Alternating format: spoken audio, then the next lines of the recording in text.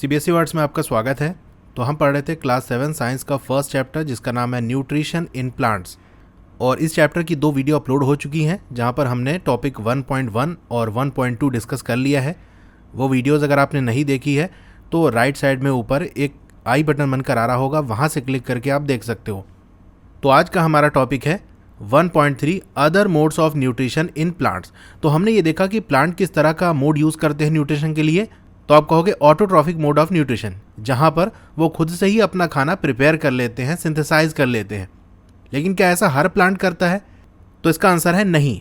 कुछ प्लांट ऐसे हैं जो कि ऑटोट्रॉफिक मोड ऑफ न्यूट्रिशन को यूज़ नहीं करते, बल्कि वो हेट्रोट्रॉफिक मोड ऑफ न्यूट्रिशन को यूज़ करते हैं। यानी वो खुद से अपना फूड प्रिपेयर नहीं करते, सिंथेसाइज नहीं करते, बल्कि दूसरों पर डिपेंड रहते हैं। अब ऐसा क्यों होता है?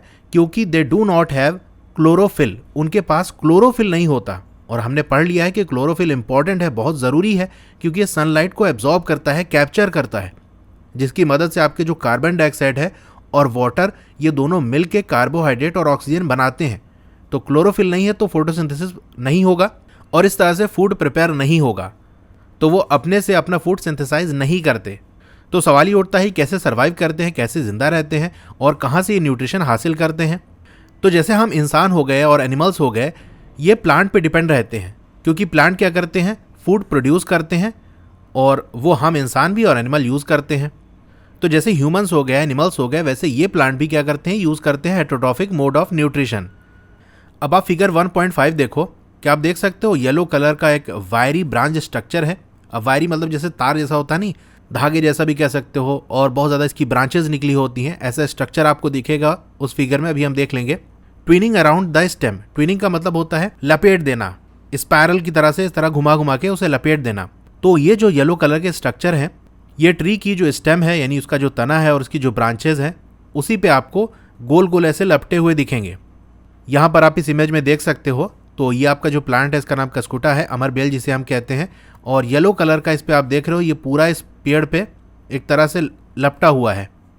ये एक और इमेज है, इस पे भी देख सकते हो, यहाँ आपको ज़्यादा क्लियर दिखेगा। येलो कलर से देख रहे हो, धागे जैसा, वायर जैसा, ये पूरा इस प्लांट पे जो हरे रंग का पौधा है उसकी लीव्स पे, उसकी स्टेम पे पूरा इस तरह से ये चढ़ा हुआ है। तो ये जो प्लांट है वो आपका कौन सा है? कस्कुटा है, जिसे हम अमर बेल कहते हैं। इनके पास क्या होता है, क्लोरोफिल नहीं होता। तो ये क्या करते हैं, रेडीमेड फूड लेते हैं जो कि दूसरे प्लांट बनाया होता है, उसके ऊपर ये क्या करते हैं, क्लाइंब कर जाते हैं, चढ़ जाते हैं, लिपट जाते हैं, और वो जो प्लांट होता है जो भी फूड बनाता है उसी को ये यूज़ कर लेते हैं। तो जिस प्लांट पे ये क्लाइंब करते हैं, चढ़ते हैं, लपटते हैं, उसे हम क्या कहते हैं, होस्ट। होस्ट का मतलब होता है मेज़बान। यानी जैसे आपको किसी ने दावत दी, तो जो आपको दावत देगा, खाने पे बुलाएगा, उसे हम होस्ट कहेंगे। और आप क्या करते हो, जाकर वो जो खाना बनाया होता है अपना पैसे लगा के, उसके यहाँ जाकर उसका खाना आप खाते हो। तो इसी तरीके से ये जो प्लांट्स हैं जिनके बारे में हम पढ़ रहे हैं, ये भी क्या करते हैं, दूसरे प्लांट पे जिसे हम होस्ट कह रहे हैं, उनके बनाए हुए फूड को यूज़ करते हैं। अब क्योंकि ये क्या करते हैं, deprive the host of valuable nutrition. Deprive का मतलब होता है ले लेना, छीन लेना। तो जो भी कीमती न्यूट्रिएंट्स होते हैं होस्ट के पास, यानी उस प्लांट के पास जिसके ऊपर ये लिपटे होते हैं, उनसे ये न्यूट्रिएंट छीन लेते हैं, ले लेते हैं। इसीलिए हम इन्हें क्या कहते हैं, पैरासाइट कहते हैं। तो आपका जो कस्कुटा है ये भी क्या है, एक पैरासाइट है।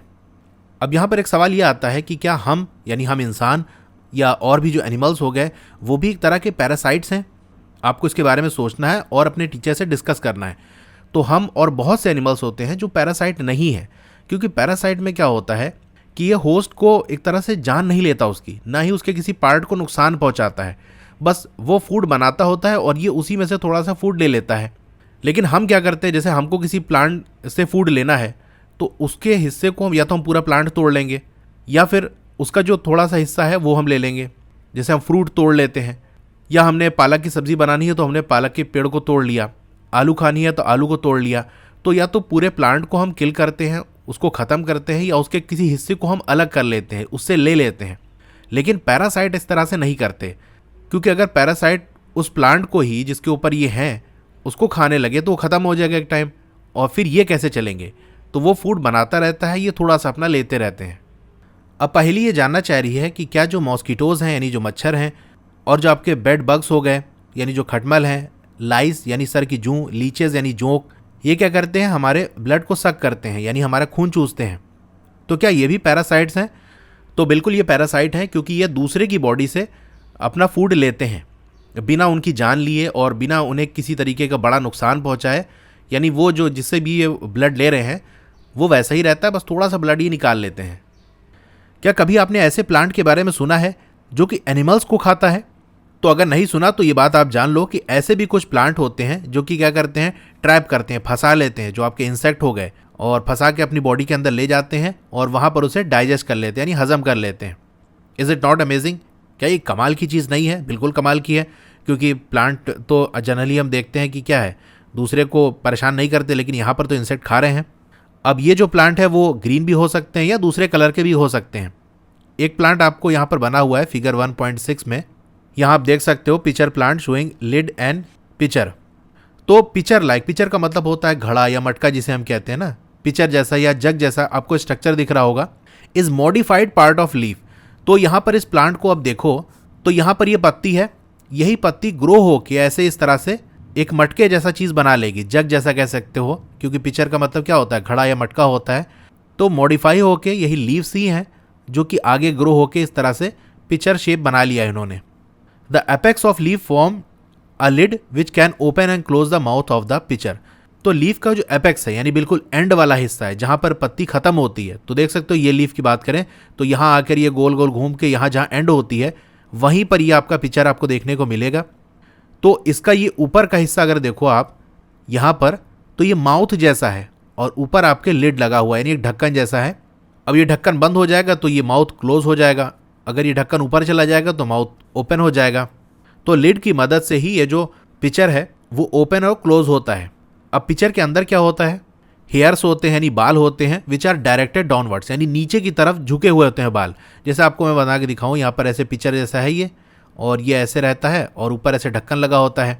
तो इसके अंदर क्या होते हैं, हेयर होते हैं जो कि नीचे की तरफ ऐसे झुके होते हैं, ठीक है, ऐसे ऐसे नीचे की तरफ downward.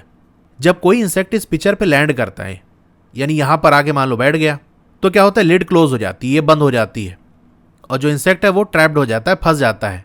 Gets entangled into the hair, यानी बालों में उलझ जाता है।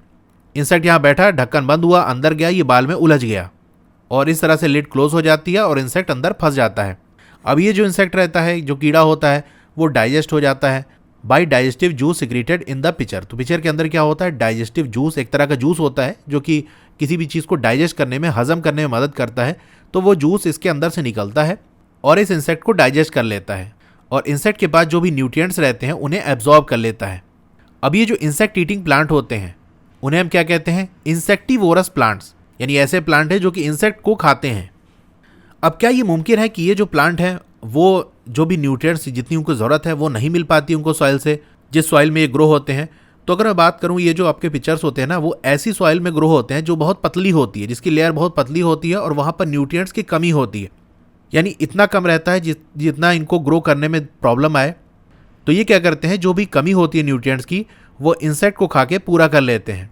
अब बूझो ज़रा कंफ्यूज हो गया है, वो ये सोच रहा है कि जब पिचर प्लांट ग्रीन कलर के होते हैं और वो फोटोसिंथेसिस कर सकता है तो भैया वो इंसेक्ट क्यों खाता है, फोटोसिंथेसिस करके फूड बना ले। तो जैसे मैंने आपको बताया कि फोटोसिंथेसिस के लिए आपके मिनरल और वाटर इन सब की ज़रूरत पड़ती है। तो जब मिनरल्स की कमी होती है तो फोटोसिंथेसिस कम होगा, कम फोटोसिंथेसिस होगा तो कम फूड बनेगा। अब मान लो आप 2 रोटी खाते हो, आपको आधी रोटी मिले तो आप क्या करोगे, आपको भूख लगी होगी, घर पे नहीं मिलेगा तो बाहर जाके इंतजाम करोगे कहीं से खाने का। तो वैसे इन प्लांट का भी है, फोटोसिंथेसिस होता है लेकिन कम होता है, तो बाहर से इनको लेना पड़ता है न्यूट्रिएंट्स। तो यहाँ अगर हमारा आज का टॉपिक कंप्लीट हो जाता है। इस चैप्टर की और वीडियोस अगर आपको देखनी है तो इस तरह से आपका मोबाइल होगा, वीडियो प्ले हो रही होगी, पहले तो आप वीडियो को लाइक कर लो, इधर लाइक का बटन होगा, और सब्सक्राइब कर लो चैनल को। उसके बगल में एक बेल का आइकन है, उस पर क्लिक करके ऑल पे क्लिक कर देना है, जिससे जब भी नई वीडियो आएगी आपको मैसेज आ जाएगा। अब वीडियो के नीचे एक डाउन एरो होगा, उस पर आपको क्लिक करना है। स्क्रॉल डाउन करोगे तो इस चैप्टर की जितनी भी वीडियोस हैं उन सब का लिंक आपको मिल जाएगा, पार्ट 1, पार्ट 2, पार्ट 3 इस तरह से करके होगा, और उसके सामने जो भी ब्लू कलर से लिंक होगा उस पर क्लिक करोगे तो वो पार्ट वाली वीडियो प्ले होने लगेगी। और नीचे आओगे तो यहाँ पर और भी जो सब्जेक्ट्स हैं उनकी प्लेलिस्ट का लिंक आपको मिल जाएगा। जैसे क्लास 7 साइंस है ना, तो उसके सामने वाले लिंक पे क्लिक करोगे तो क्लास 7 साइंस की प्लेलिस्ट ओपन हो जाएगी, वहाँ पर सारे ही चैप्टर्स की वीडियो आपको मिल जाएगी। Okay, thank you.